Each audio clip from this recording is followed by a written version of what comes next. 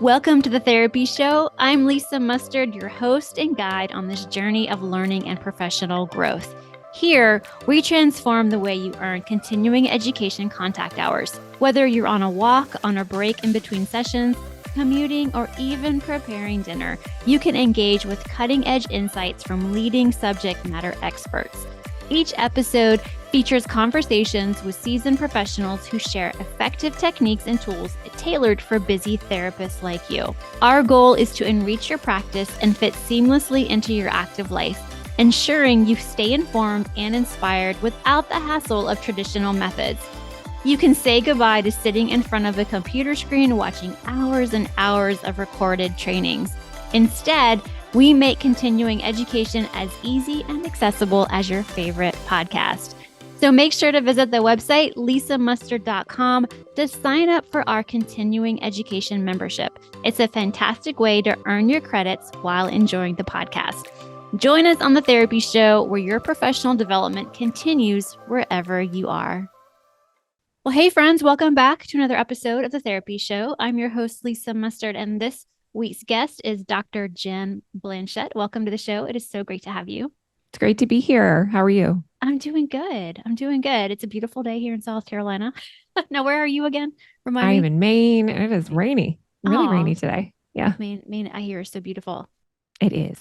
Yeah. I want to get there one day. And now I have a friend I can come see. So yeah, come in the summer. Oh my gosh. Unless you ski, then you can come like different seasons, and Christmas is magical too. So, but summer is the best. Come summer. Summer is just lovely here. Yeah. Awesome. Okay. Well, this episode, you guys, is a pod course, so it does qualify for one continuing education contact hour. And as you know, you can always listen for free. So the content is free.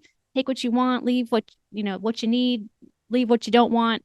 But if you want the continuing education contact hour for your licensure, then head over to my website, lisamustard.com/pod courses.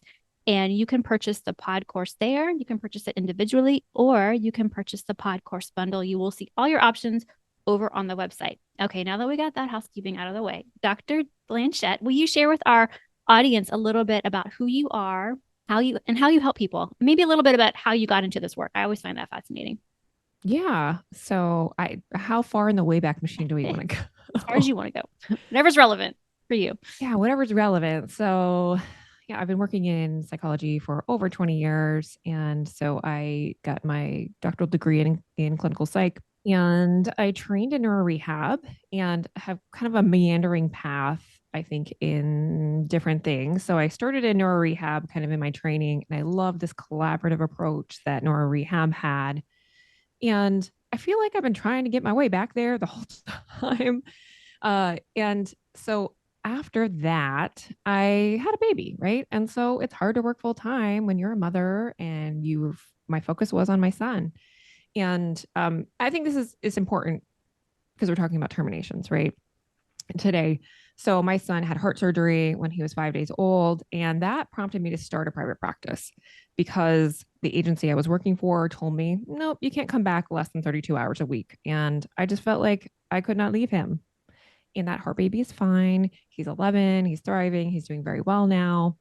But that started my journey in private practice. And it was pretty good for a while. Like I taught on the side and I was in private practice, and it really wasn't a huge focus of mine. Like I was just trying to get back to myself, honestly, after all of that stuff. And so came into private practice, and then the pandemic hit, right? Lots of things happened to therapists in the pandemic. And for me, I think I just felt utterly trapped in my private practice and really kind of unraveled through that, and ultimately closed that last year. So hit major burnout, closed the practice, and now I am working contracted for a couple school districts actually, that pay the bills. And I also podcast. So I'm the host of the Therapist Burnout Podcast, and I talk about on the podcast burnout, compassion fatigue, all those things. And terminations is one of the big things that we talk about on the podcast. So I just talked a while. Oh, no, I love it. Yeah. I was definitely going to want you to share about your podcast. So everybody be sure to follow Jen's podcast, The Therapist Burnout. Is that what it's called? Therapist Burnout Podcast. Okay, awesome. Yeah. And I listened to a few of your episodes and it's great. I mean, such fabulous content. You're helping a lot of people. I mean, you're helping me. I was like on a walk listening. I was like raising my hand, like, yes, she's speaking to me. I get it.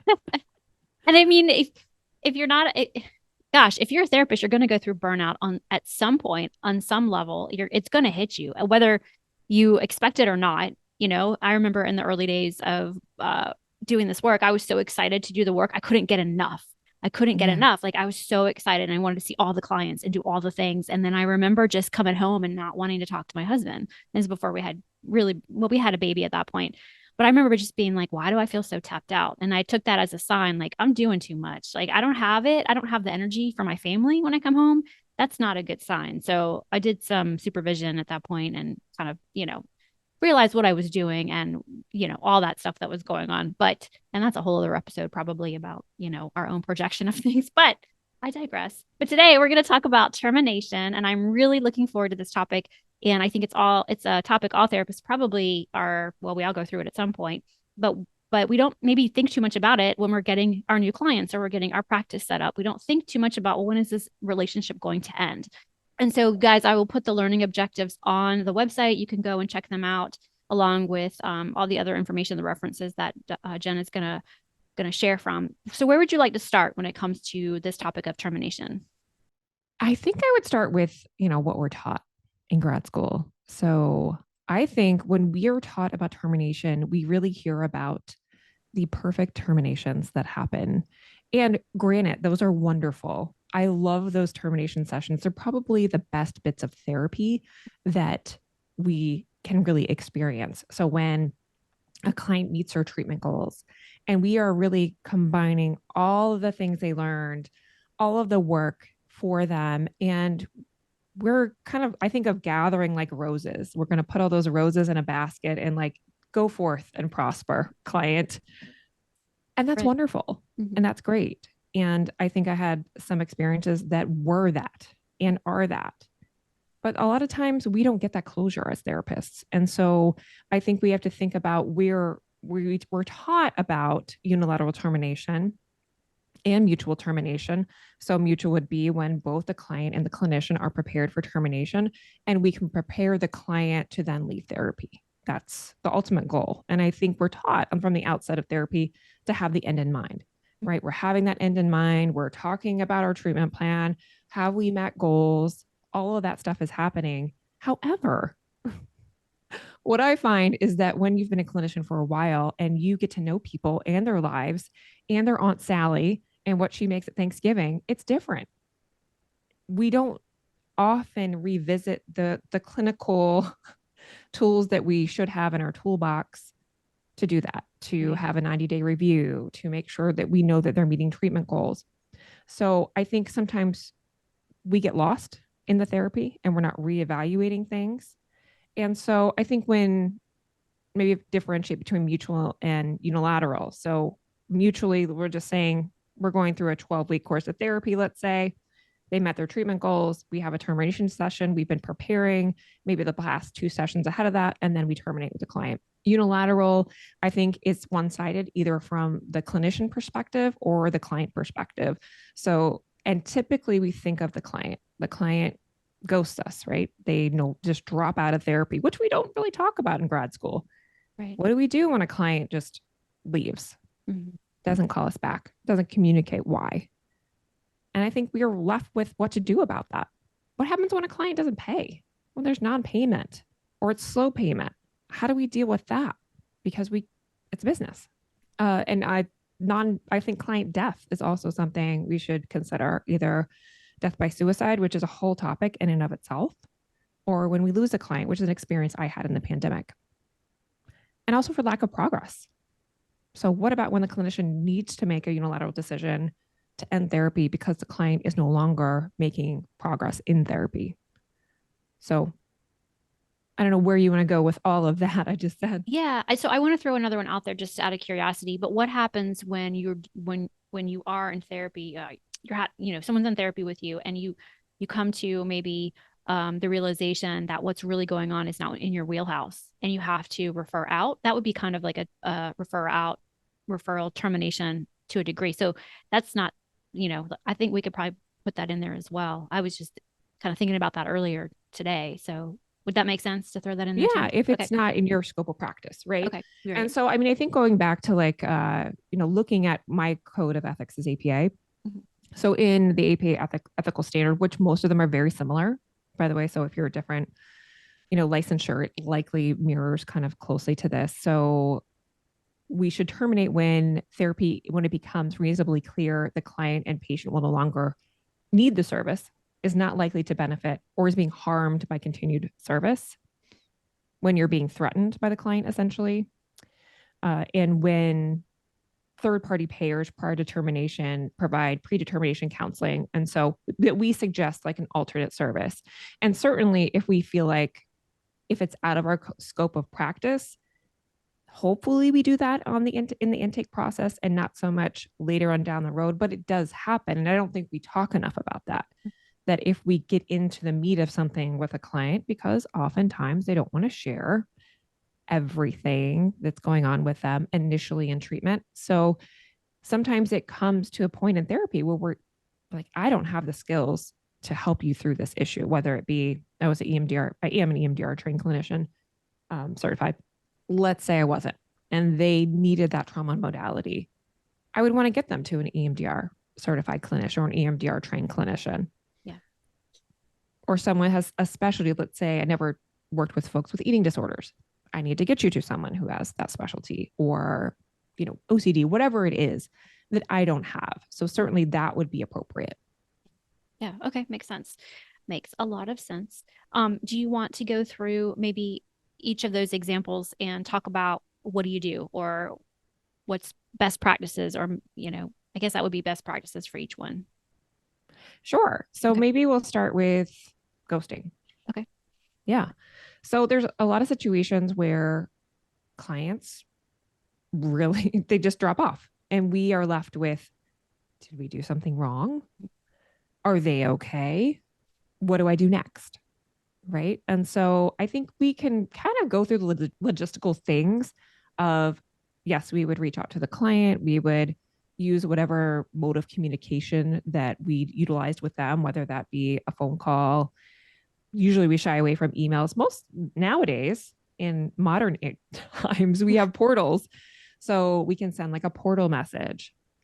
And typically with those, you can see if the client has opened or viewed it. So that's also another great tool to say they did view this letter that I need to terminate services after, let's say, 30 days of non-contact. So essentially, we're going to say we need to terminate the therapeutic relationship upon 30 days of no contact, for example. That's a rule of thumb. It's not an ethical code that we have these kind of time limits per se, but it's a rule of thumb that I think that we have, that we're going to communicate somehow to the client that we can no longer stay in the therapeutic relationship, and give some kind of way to follow up. Give me a call, send me a message back through the portal, whatever it is that you would do. So I think logistically, those are kind of the things that you would go through. I think what we don't talk about is when we have a relationship with a client and maybe it was a close one and that they end by ghosting. And we really need that closure that we haven't gotten. And so I think those losses, and I always coin like the ambiguous loss literature by Pauline Boss of talking about the losses that we have, they're unclear, that are unexpected. And that's an unclear loss that we have, a relationship that is a therapy relationship, but it's still a relationship that we had that we didn't have closure for.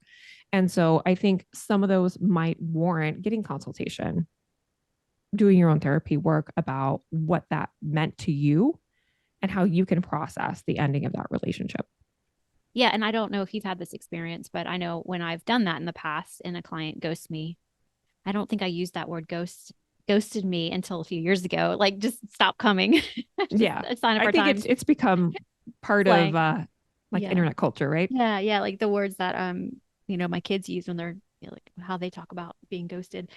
But, come to find out months later that, that client might reach back out to start therapy back up. And turns out like something just happened and their life took them in a different direction, and, good, bad, and different. They just fell off with therapy. It wasn't about me so much, and Right. it's just wild how those things And I think that just takes living a little bit and doing this work for a little bit and knowing that it's not the end of the world.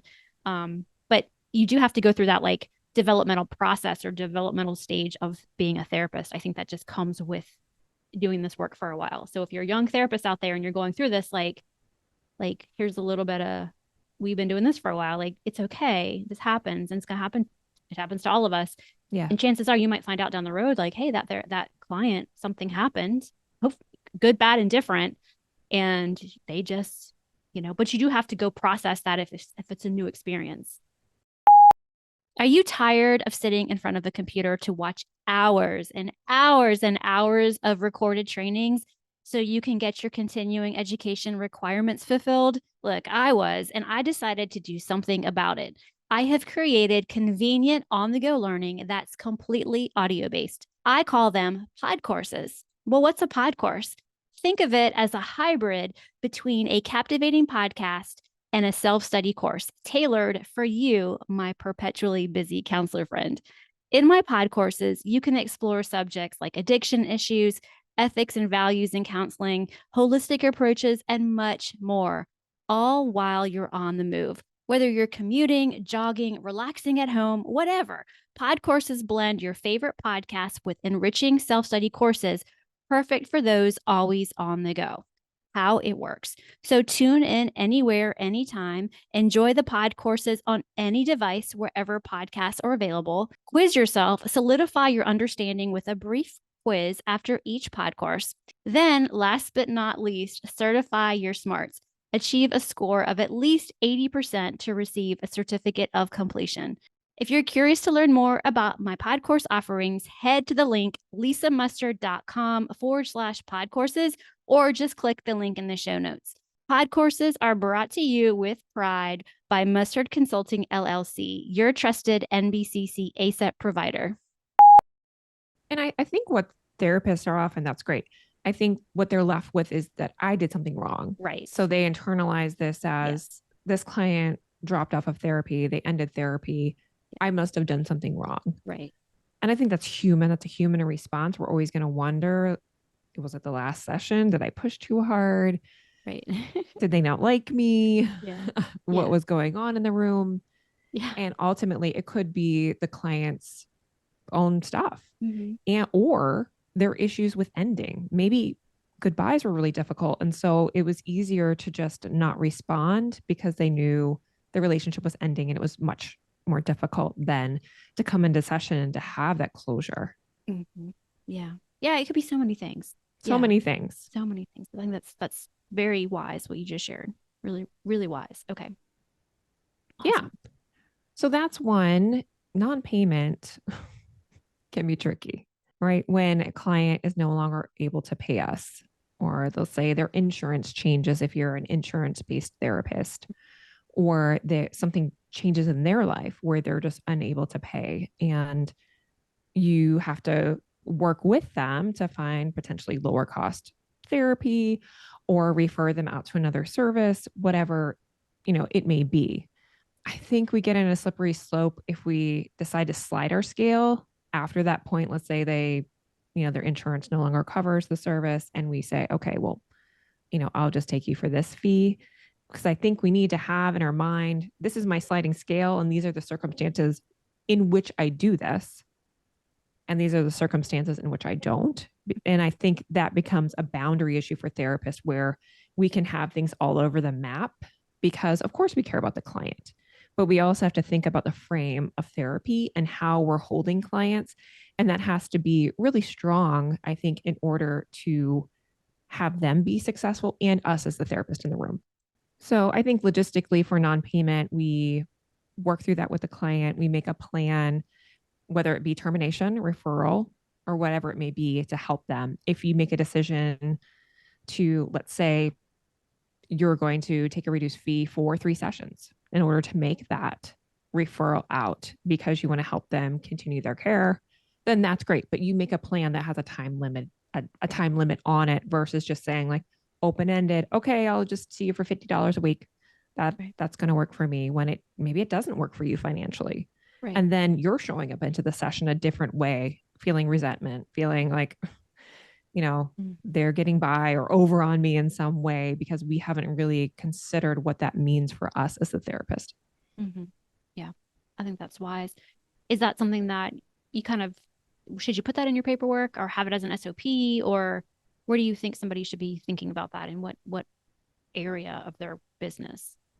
Yeah, I mean, I think in your informed consent, you should Okay. always, talk about, if it depends on if you're insurance based or if you're not insurance based. And I know now some therapists are moving a lot away from insurance. And so I think you have to have something in there that is going to communicate that. I mean, I didn't have anything at the time when I was still working as a therapist that had any kind of clause like that. But you could perhaps even write something up after the fact to say, like, we're going to meet for such and such session at this fee until I can help you with their referral to another service or to another provider as a plan. Right. With them. Okay. So those are my thoughts on that. I think that's really, really wise. Also, what about when no shows, or I mean, I guess that's the ghosting thing, but I'm thinking more of like no shows and payment is owed, and it's just like they show back up, they can't pay. I mean, where does that fall in? I guess that's kind of like what we've just kind of discussed a little bit. I'm trying to think of other scenarios. Yeah, I mean, I think that falls into non-payment. We are putting in our informed consent about payment for no shows, so that we, if they do not reschedule, that we're going to charge them a no show fee within like the 24-hour period, and that we do that, which is another whole thing ethically to think about. Are we doing the things that we said we're going to do in our policies? Right. And sometimes we're not great at that. Yeah. I wasn't always great at that. I, would say like, okay, well, I'll let this one go, but next time I need to enforce that policy. Mm-hmm. And I think that has us go down a slippery slope sometimes of continuing to do that. And I've read some statistic that a lot of times therapists can lose up to $10,000 in no-show fees and missed sessions because we're not holding that frame. So if we think about doing this, it might cost us $10,000 a year. Sure. Which seems kind of crazy if you think about it. Yeah. Yeah. No, I get it. I mean, I can understand that on a couple different levels of, doing things for free when it's our time that's our value, is our time. So, that can be tough. And I'm just thinking of different examples and, different things that have happened over the years. I mean, this is similar yet different. I once had somebody reach out to me and wanted to ask me a couple questions about the podcast and pod courses. And, I said, sure, I can give you 15 minutes. And the next thing I know, it's, an hour later, and they would just want to pick my brain, but I pretty much gave away so much information that I was like, I'm not doing that ever again. I'm not, giving 15 minutes of pick my brain time, because, that's my time. And I just gave him so much, like, right. And how did he value that? Is he going to, if he pays for it, then I think he's going to implement maybe, or he's going to see it more as wisdom or experience versus just picking my brain for 45 minutes. I might do it. I don't know. How does she didn't charge me for it. So is she really doing those things? Is it really worth it? But that's a whole other episode. I mean, I think it falls onto like the value that you have for your time. Yeah, for sure. Yeah. Right. So that your value is in your training, your expertise, and your knowledge, and what you're bringing to the client, to your work, to your field, to all those things. And that charging for that time, I think, is adding respect to our profession and to yourself as well. That, because of my other clients and the other things that I do, I need to charge for this time. Right. Because if I don't, then I'm going to be feeling resentful and not able to show up fully for other situations that I have to do clinically or professionally. Right. Yes. Yeah. I'm going to keep you in my back pocket when that happens. Yeah. Remember your words. I'm here for it. Gotta remember your words. What I've seen for pick your brain calls for people that are, kind of doing things like Lisa and I are doing, where we're podcasting or offering our expertise more publicly, like have a a time in your schedule that says pick your brain call for 30 minutes and have like a, whatever fee you want to put in there, like $100, 30-minute fee, 200, whatever you're going to charge So for smart. that kind of session. Yeah. And if they say, oh, can I just pick your brain? Yeah, here's a link. Book it Yep. up. There you go. And oh no, seriously, I have thought that I need to do that. I'm going to do that. And it reminds me of, in private practice, some therapists do the 15-minute free consultations. They're advised to do that. They say it helps, convert clients. But then some therapists don't do it, or they don't need to do it, and they charge, for the 15-minute or 20-minute. It's like almost like a brief intake or something. So I think there's no right or wrong. I think you just have to figure out what is best for you and where you are. And I call it like the developmental, what am I trying to say? Like where you are in the therapeutic developmental process of your career, I guess, for sure. So yeah, I think that's okay. So we covered that just a little bit. I know that isn't about termination, but I feel like it's relevant to the conversation. So thank you for going there with me. Okay. Have we covered the different types of termination so far? We got I also ghosted. think that Okay. this is the stickier one, lack of progress. Okay. Yes. Yes. So when a client is not making progress and we see that we need to terminate therapy because of that. So, and we know, right? Maybe we've worked whatever we did. Like I worked as an EMDR therapist. I also worked with a lot of different modalities. Maybe we tried that therapy. Maybe we tried a couple other types of therapy, like some DBT, or, maybe it was couples work and we did that. And we've just come to a point where either we've thrown the whole therapy sink, right, to whatever concerns the client had, or we're just really, really done. And they're not making progress, or they're no longer benefiting from the service. We need to consider termination. And sometimes that's difficult because the client does not want termination. They want you to be their lifetime therapist. And I think that's a hard one for clinicians to think about. Yeah. Because I find in the work that I do with therapists who are struggling with burnout, they're ready to close their practice. They're ready to leave. That's the consulting work that I do. A lot of times they have held on to clients that they're really either not suited best to serve, like whatever issue with that client kind of bumps against some countertransference for them, or they have a really hard time kind of managing whatever issues are in the room, or they just feel like it's so stagnant. They're bored and they want to do some different work. And I think maybe it's not even available to them that they should address this, look at this. And that's why I really think about really taking a 90-day deep dive on your caseload to say, who's making progress? Just answering that question. Is the client making progress? Is huge. Right. Right. Yeah. Yeah. And that's the question that you ask as a therapist. And then you want to ask your client, what do you think about the progress that you've made, or what type of progress have you made, or what are you seeing, or what's different? Because what you expect or what you see could be different than what they're experiencing when they leave, So I think it's always a great conversation to have. And I do think there are some therapists out there that they hold on to the client because the client likes coming, and the client always says how good they feel. And, and it's kind of an easy client maybe too, they're kind of, quote unquote easy in the sense of it's not, I don't even know what I'm trying to say, but you know what I mean? Like they're not severely depressed. They're not dealing with like PTSD. They just like to come and check in. It's a continual check-in. Therapy becomes more like, the continual check-in, or I think therapy of the day is what I kind of called it. It's therapy of the day. My cat ran on the road, whatever the issue is of the day, we're talking about that. And I think the clients that are quote unquote easy, that maybe it's a relational concern they come in with, perhaps you can hold them longer because it's not as distressing on you, on your nervous system. Maybe there are some longstanding relational concerns for them.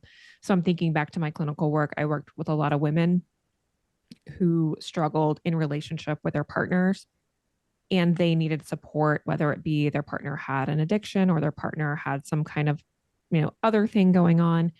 And psychologically, they were doing pretty okay, but they were just dealing with this difficult situation, and it was chronic, right? They were not going to leave their partner, or that was their choice, even though Maybe they could have benefited from that leaving, that's their choice to stay in that Right. relationship. And so are they working on something? Yes, like managing that relationship, but could that be a different service? Right. Could that be a friend they talk to? Could that be, a spiritual leader that they talk to because they maybe don't need therapy anymore for it. Maybe they work through the anxiety, the depression related to that relationship and what that brings up for them. And they have the tools that they need, but they just kind of need maintenance, Right. right? Yeah. Through that. Yeah. And maybe that's like kicking it out to one monthly session Mhm. where they're talking about, okay, those things of anxiety or like working on those specific tools that you've given them, for example. Mhm. Yeah. Okay. Okay. So we've covered ghosting, being ghosted, or being like they stop A coming. client discontinuing therapy would Discontinued be. therapy, aka ghosted. Yeah. Financial issues, they're not able to pay. And then the assessing goals, or are they making If progress they're not making anymore? progress when Yeah, a, thank you. a client's no longer making Hmm. progress in therapy. And I think one of the last ones I'd love to talk about, because I think I see it with a lot of clinicians, is also when a client dies. Mm. So often we aren't giving a lot of guidance when we do have a client that passes away in our care. And I think, when I started my podcast, the Therapist Burnout Podcast last year, I was talking about burnout, but I wasn't talking a lot about the grief that I had two clients pass away in 2020. And it's highly processed for me now. Like I've done a lot of work around those losses. But I think that a lot of clinicians, whether it be shame or not having a space to talk about how the losses of their own client affect them. And I think there's another layer. I didn't have a client who died by suicide, but I know that there's even more layers if you've had a client die by suicide. So certainly, I think just talking about this in general is important because it tends to be filled with a lot of feelings for clinicians of shame, of guilt, of ineffectiveness now. Like, who am I as a therapist that have had, a client die by suicide? And, separately, I think both of those types of losses have grief, but I think the other one also, I think, can affect how we feel professionally as a therapist going forward. Oh yeah, absolutely. So what do you think is, I know it's going to be different for everybody, but what do you recommend? Yeah, I mean, I think I can speak a little bit personally and like some of the research that I've done and, some of the folks that I've worked with. So I think for me, working through the loss of those clients, so, two of the clients I lost were very long term clients. They were very, very sweet women that I enjoyed in the therapy room. And I didn't really realize how much the relationship impacted me. I think what their losses taught me were that the relationships we have in therapy deeply impact us. And while we want to think that, we can kind of keep work at work and we can keep it there, I don't find that to be possible. And so I really think it's continuing in your personal therapy. If you're not doing any personal therapy, so that would be the first thing that I would recommend if you've had a loss, to really work through that loss with a grief therapist, someone who understands grief, who can understand how to help you move through that grief. And so that was some of the work that I did. I did some grief work around those losses. Also seeking consultation about how you're feeling as a therapist. Do you need a break? I wish I would have taken a break, like an extended break. I allowed myself to grieve a little bit through that loss, but I just went back to therapy the next week, as the therapist, like, okay, we're just continuing to show up. But I think at least allowing myself like a week even to just cancel my week of clients and grieve and have a time where I was able to do that. Yeah, I think that would have really helped me. So really think about like, how do we grieve people in our lives? Like, we take time, we do rituals. And a lot of times, I think for clinicians, we're not able to do that. We often don't attend a memorial service, right? Especially if it was a death by suicide. I think clinicians likely don't do that. If you can attend a service, like if it's a death not by suicide, I would encourage a clinician to attend the service. I think that would be healing for you if it feels appropriate. We're able to do that, to attend the funeral of a client.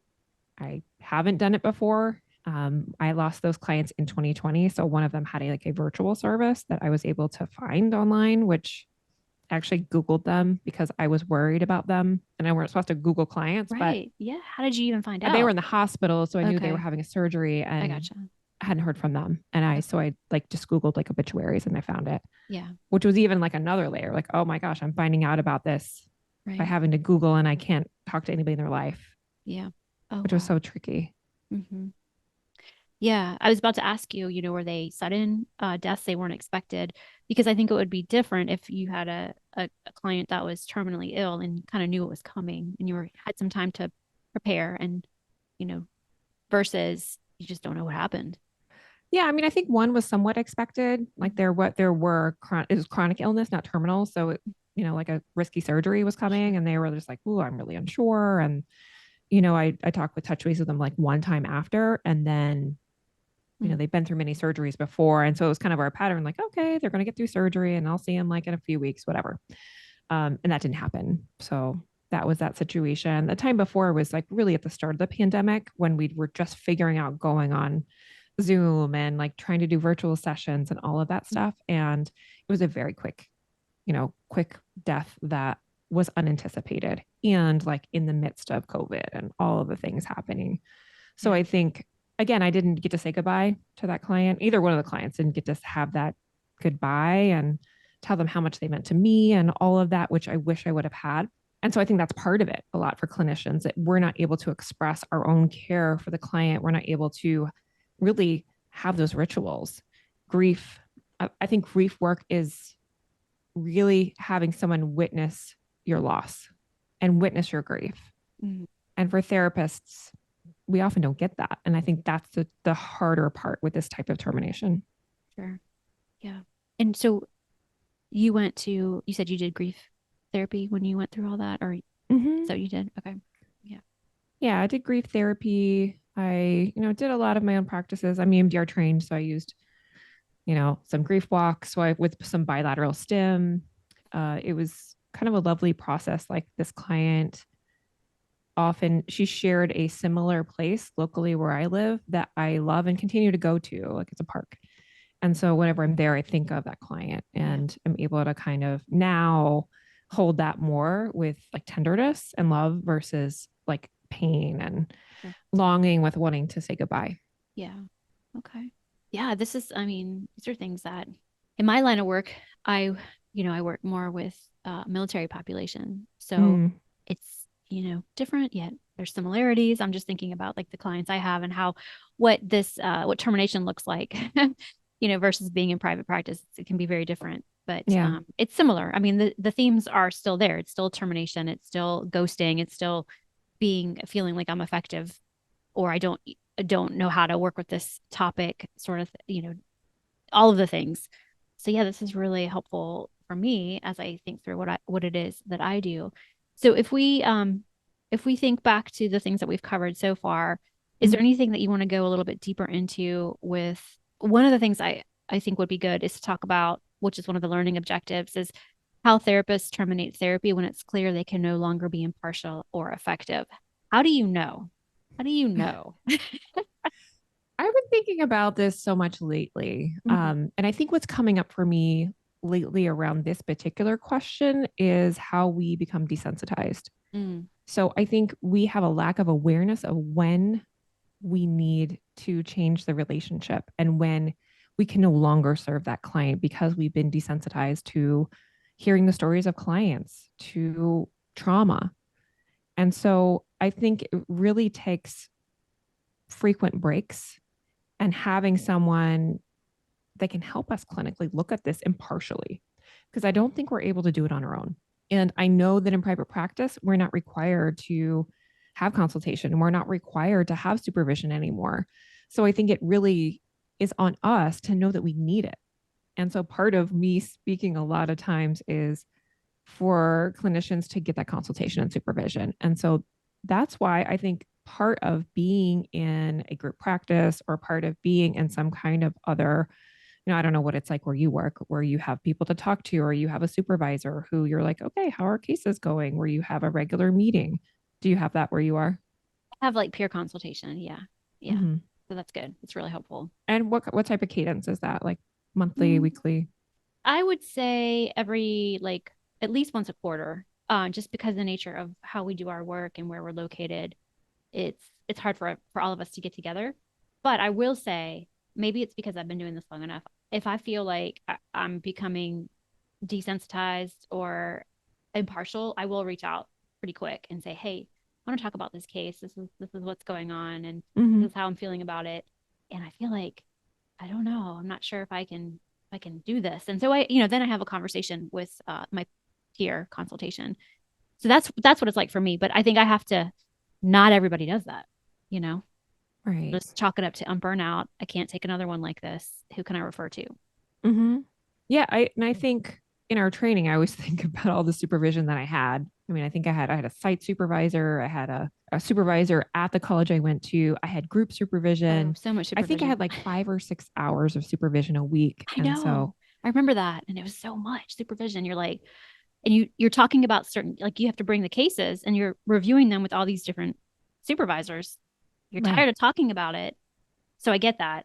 And I think that's important that we all kind of nod that we know what that feels like. Sorry, I didn't mean to interrupt your train of thought, but I went there too. Like I got that. I get it.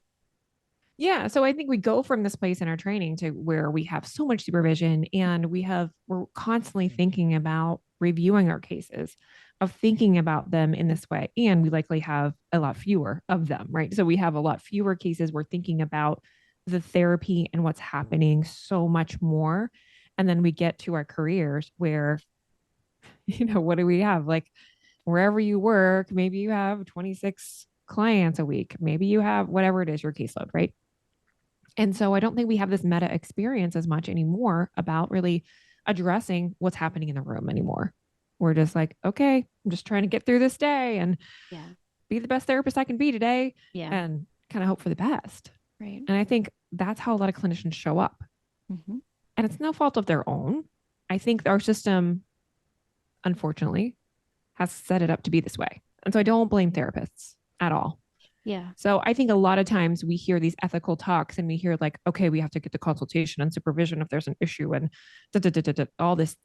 And we feel like it's more like a CYA situation. Like you're doing this because you want to cover yourself if there's a crisis with the client and to make sure you covered yourself so you don't lose your license. I think if we zoom out and think of like, okay, I'm doing this actually so I can feel better in the room, so I can be a better clinician Yeah. for my client, that I don't feel like I'm burnout, that I feel like I'm still human when I leave work. And those are the reasons why I want therapists to seek consultation and supervision. And it also helps with your, ethical imperative as well, sidebar. Right. But I think Right. also because it's important to the work that we continue to do this. Yeah, no, I agree with you. We want to be able to give our best therapy to our clients. And we want to be able to give them our best work, our best time, our best everything. And I do think the consultation and the supervision is important. But I think that, like we said, we're all just so busy. We've got 26 clients. The last thing we want to do is spend more time at the office or agency some Yeah. days. And it's hard, because you just want to go home or you just want to, Mm-hmm. you just want to move on with your day. It is tough. Yeah, what we do is it's the weirdest job in the world. I, It's I so weird. sometimes I take like I zoom out like and I just kind of look the 30,000 view perspective. I'm like, what do we do? Like, how do we do this work? And it's the wildest thing that we do this work. I don't know. How did it become anyway, I need to go down like how did psychotherapy become a thing? But yeah, it is such an interesting field. And I do want to bring up, and I just because I have to bring it up because my brain keeps going there. But there's like 30,000 different Facebook groups for therapists, and Oh people God. want. I Here we know, go. I know. Well, and I say this because I think it's really important that instead of going into those Facebook groups and asking for ideas or suggestions, because you don't know who's going to respond and what their experiences are, and what you're getting could be just random Joe Schmo who happened to like accidentally get in. I mean, you just don't know what you're going to get. So it is really imperative and wise to go and get consultation from at least your peers, at Yeah. least somebody, who and you trust and does good work, because there's a lot of just poor information out there, I guess. And nowadays it seems very okay. I don't know if they just ask these questions in these groups. And I'm like, really, you should be talking to your supervisor about that if you're new or you're get some consultation. Don't be asking a Facebook group. Don't do that. Yeah. It's it's not good. Like I don't know. Yeah. I know that we could have like a whole separate CU on Yeah. therapist Facebook groups. And I think, I don't know. The responses sometimes that I see to some of these questions, like I can understand why it's a place to ask, right? So some Sure. therapists see as like, this is a place to ask. And so Right. in one way, I'm glad they're asking the questions to somebody. Mm-hmm. Mm-hmm. And I think part of it is feeling like untethered to a therapist community Yep. because we don't have We don't. honestly great therapist communities. So Mm-hmm. they're going into this groups hoping to get some community, hoping to talk to some other therapist who understands. And there's many therapists who respond beautifully Right. and give great comments back and are really supportive. And then there's really shitty comments too. Sorry, can I cuss on here? Yeah, that's okay. You can cuss. Or I can edit it either way. You But can no, edit I it. get Yeah. what I know what you're saying and I agree. But that They're really does awful comments. yeah, but it does remind me of because when I finished grad school, it was like 2006 and we didn't have Facebook. I mean, maybe it was like we didn't have places to go online and ask questions. And I remember one of my professors saying, you need a peer consultation group. You Yeah. always should have a peer consultation group. I don't care how long you've been doing this work. You need a group of other therapists that you know and you trust and will give you good consultation when you need it. And so we came out of grad school. I remember there was like 4 or 5 of us. We came out of the gates like we are together and we're going to do this every other month. And it was awesome. We did it for years. And then we all kind of, evolved and grew and went our different ways. But I trust those women. They're all women. I trust those women. I still would go back to them because I know they do good work. I know that they're very ethical. Like I would go back to them if I needed to talk. And you're right. I don't know if those kinds of groups communities really exist anymore. I mean, do you have one where you are? Yeah, I went to one every month Mm-hmm. for many, many years. Yeah. And so I'm no longer working as a therapist, and just other experiences that I'm doing now kind of has me untethered to that. And I work in a school system. So I feel like naturally I have some supports there where I have people I work with and they're like, how was the weekend? Which we don't realize how these just, and there's research to back that up. I don't have the research study in front of me, but just the social support of being in an office is really grounding to us. Yeah. So even if we don't have like an office of people, do you have somewhere where you have community where people know you? And I think for therapists, it's unique that we can have other therapists see us in the work that we do. So understand that like, it's really, I mean, it is hard to really hold a client for 7 hours and just sit there and have that level of focus and know like what it's like to feel like your face is tired at the end of the day. From no one understands this but a therapist, like they're like, your face is tired, what do you mean? I hadn't thought about that in a while.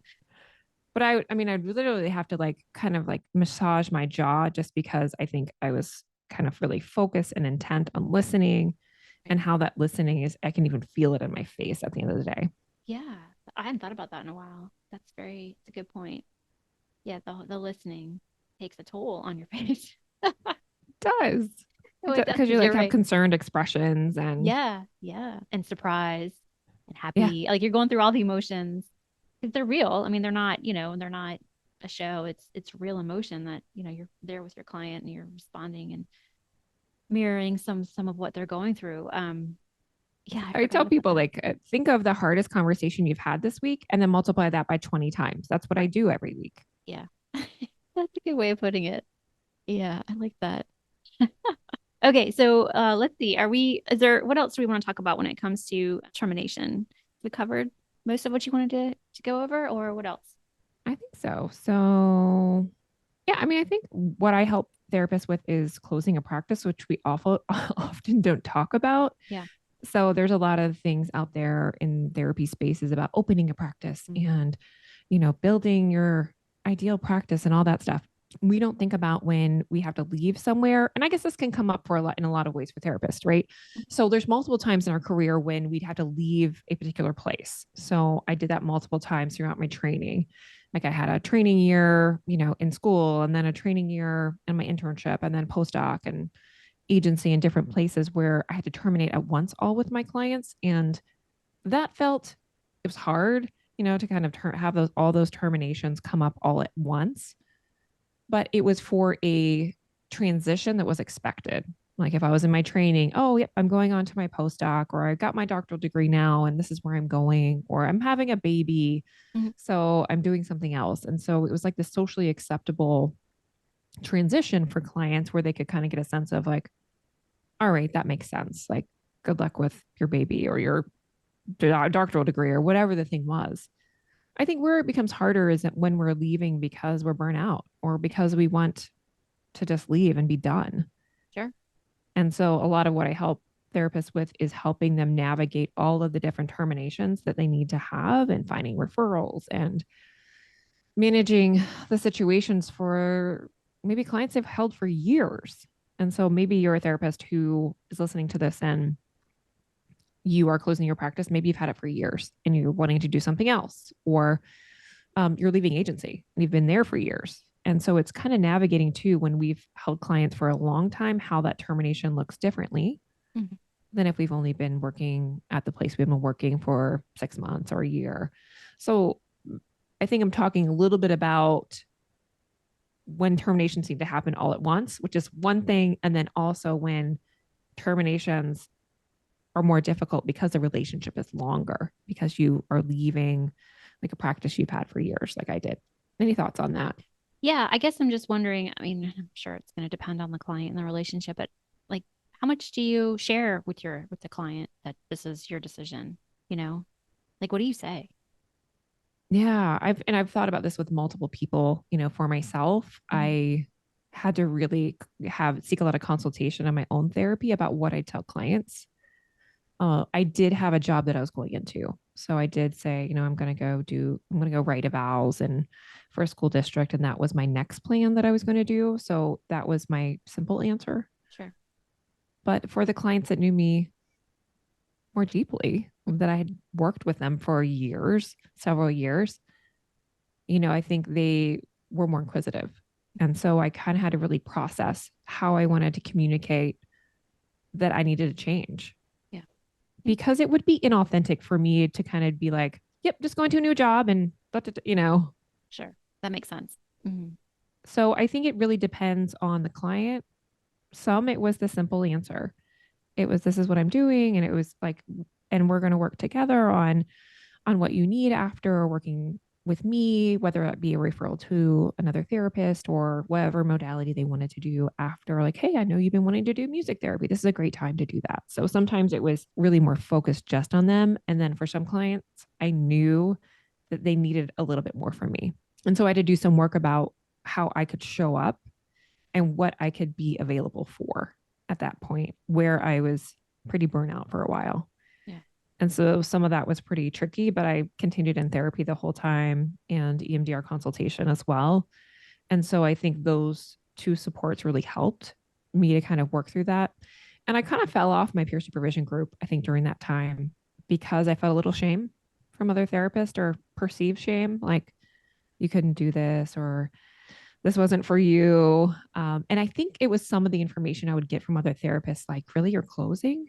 Well, do you just want to back off a little bit? I didn't really get the validation from other clinicians that I could close. Not that I needed their permission, but I think that was part of what I was feeling. Sure. Yeah, I can relate to that. Yeah, no, I can understand. I'm just thinking about, experiences I've had and the similarities of, how you hit burnout and what you decided to do next. And then, when I hit burnout, what I decided to do next. So there is a process that, we go through.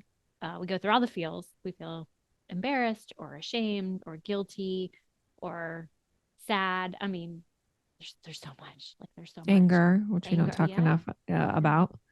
Yeah, I mean, all of those things. So I'm just curious, like the people that you work with, and you're working on terminating. They're working on terminating their practices. They're closing their practices and they're terminating with their clients.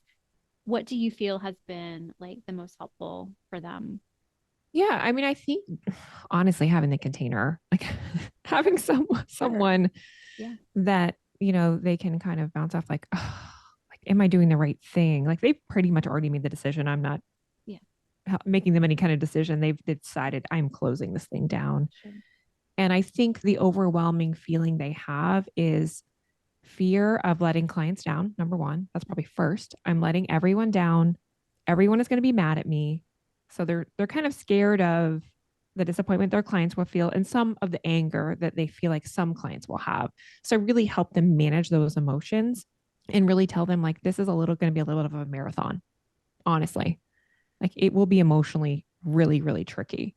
And so I kind of help shore them up, like shore up their resources for what they might need, if that's personal therapy, if that's thinking through some wellness aspects, to think about what they need, because again, it's like all these losses that are coming up for them that they have to navigate. And some terminations are really beautiful and great and easy. And some clients come back and they're like, actually I'm pretty good. And so I think next session is fine. We end and easy peasy.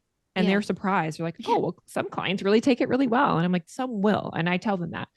Yeah. Some will go great. And it will be a non-issue and it will be fine. And then there will be just a few really tricky ones.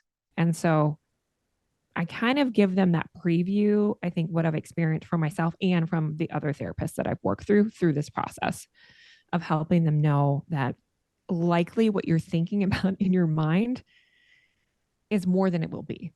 There will be maybe one or two that will be really, really tricky, and you're going to feel a lot of overwhelming emotion, and you probably just need space to help work through that. Yeah. And it will be probably months to kind of recover from all of that from closing a practice. And that's really normal given this type of situation you're about to go through. Yeah. Yeah. I think that's really helpful and great advice. Is there anything else that we should know about closing a practice or terminating with those clients? Yeah. I mean, I think for closing a practice, there's not much guidance that we have in our ethical code, which I messaged my board and was wondering like, okay, how much notice do I need to give clients? There's not really, I haven't found any yet. Contacted my board, looked at multiple ethical codes. And I think we're given some guidance by insurance payers who, say like, hey, they want you sign a contract that says give 90 days notice of any like termination of contract, because I terminated with a number of insurance contracts. And so a lot of them were either 60 days or 90 days. And so that kind of gives us a rule of thumb, but I kind of help other clinicians think about, do you need to toggle that up or down based on clinical acuity? So if you know this client is going to need a more protracted termination, then we think through that clinically, right? What does that client need? Does that look different than this client? Well, they came in for some anxiety or an adjustment disorder. And so it's not something where we need a really protracted termination. Maybe they need 1 or 2 sessions and it's fine. But we give them, let's say that 60 or 90 days, and they're able to use that as they need. Some may terminate within 30 days. That's kind of what I found, is it ebbs and flows based on clinical issues. And that some clients will be the ones who are, you're moving, it's moving day and you have 2 chairs left and they're in that chair until the day you leave. Yeah. Okay. Super helpful. Thank you so much, Jen, for sharing all of this with our listeners. This has just been fabulous. I want to remind everybody that to get more of Jen, they can go over to her website, which is, tell us your website. drjenblanchette.com. It's 2 T's and an E. Okay. Yeah. And I'll put that link in the show notes, you guys. So you just head over to the show notes. You can click the link in there to go to her website. So, and you have your podcast and the Therapist Burnout Podcast, which is on all the platforms. I know I found you on Apple. I'm sure you're on Spotify and all the usual places. And then if folks want to work with you, what does that look like? What do you offer right now? Yeah. So my program's called Love It or Leave It, and it's for therapists who want to quit. And so I help you with that container that you need to make that decision. And so basically we work together for 3 months and we talk about those needs, whether it be some of the clinical pieces, kind of a little bit of what I've talked about here, talking about termination. So working through the terminations, working through like what's next, maybe. I often find it's that container that you need to make the decisions instead of spinning and taking certifications and trainings and try to figure it all out and do all the things. Yeah. Take some time for yourself. And that's what I provide. That's so wise. I just did that. I did a very long, costly certification and I loved it, but chances of I don't know if I'm going to use it because I don't know if I want to do it. Right. It like came up at the end. What was it? I'm curious.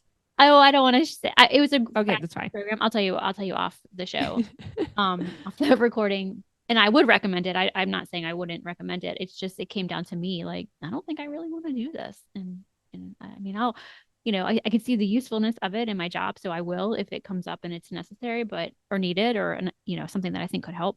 But because I thought I wanted to go into private practice. I did all the things. I go back and forth all the time. And I realized finally that I don't. I really don't. And I'm done. I'm not going to keep trying to dip my toe in and go back and forth. I just don't want to do it. I love doing this. I love doing the courses. I love doing podcasting.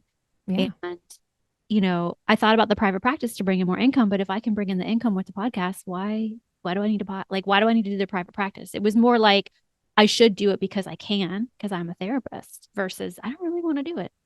I think it's like, this is the things that therapists do to make money, right? So therapists have private practices. That's how they make money. Right. And so I think it is kind of untethering ourselves to that social script of how we make money too.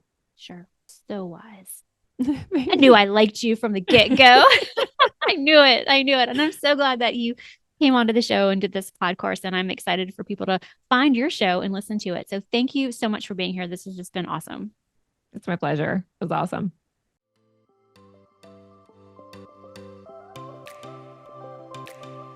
Please note that the Therapy Show with Lisa Mustard is for informational and entertainment purposes only, and not a substitute for professional medical or mental health advice. Always consult with your therapist, doctor, or physician before implementing any suggestions from the show. The Therapy Show with Lisa Mustard is edited and engineered by Chelsea Weaver. If you're looking to start a podcast or ready to take the editing off of your plate, be sure to visit chelseaweaverpodcasting.com.